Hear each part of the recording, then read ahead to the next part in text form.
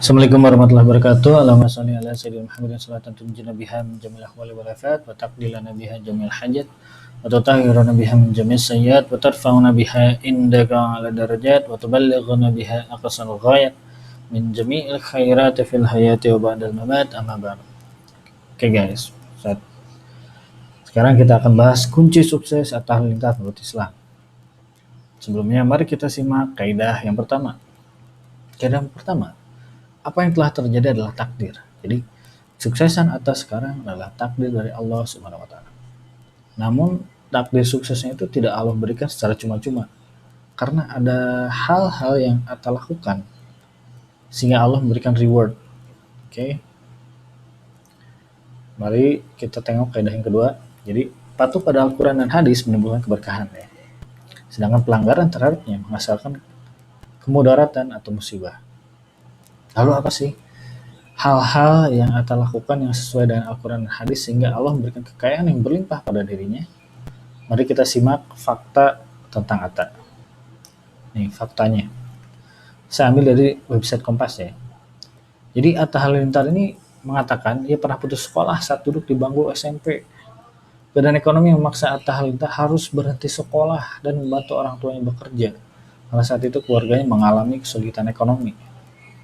Saya kerja dari umur 13 tahun, jadi saya punya waktu 13 tahun mengarungi sekolah hidup. Coba apa aja, dari yang terpaksa sampai akhirnya terbiasa. Ujar Atta Halilintar. Oke. Nah, kata kuncinya mana guys? Nih, coba kita perhatiin. Harus berhenti sekolah nih dari sini nih. Harus berhenti sekolah dan membantu orang tuanya bekerja.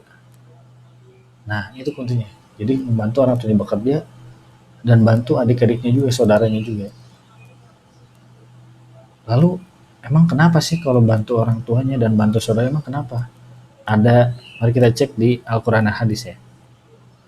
Nih.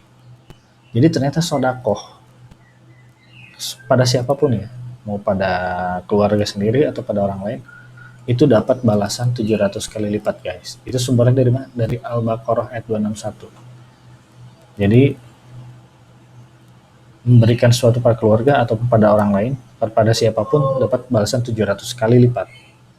Dan hadis juga ya, sedekah pada keluarga itu bernilai ganda guys. Ini bisa dibaca, namun fokus kita ada di sini guys. Sedekah pada orang miskin itu satu pahala ya dapatnya ya.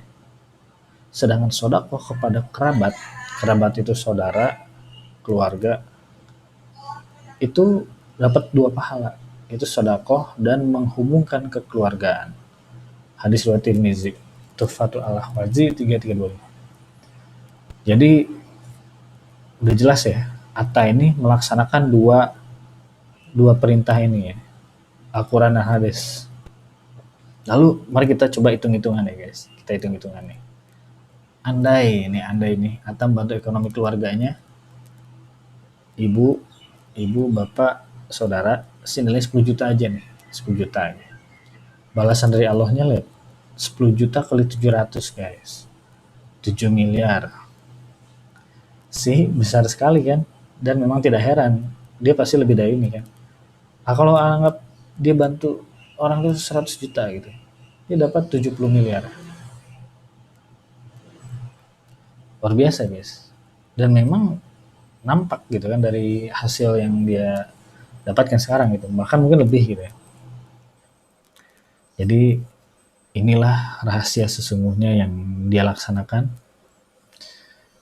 Bukan karena dia bekerja keras, bukan guys ya. Nah, kalau orang bekerja keras tuh semua orang bekerja keras. Tukang beca bekerja keras guys, kuli bangunan kerja keras. Tapi tidak semua orang yang melaksanakan ini, yaitu membantu ekonomi keluarga itu nggak semua orang. Oke, lalu kita masuk ke kaidah ketiga. Ini perihal apa? Duplikasi. Jadi duplikasi itu kalau kita meniru dia, insya Allah kita akan mendapatkan hasil yang sama juga. Jadi kita menolong Atta, bantu saudara-saudaranya juga, maka akan mendapatkan rezeki atau balasan yang besar pula dari Allah. Oke guys, semoga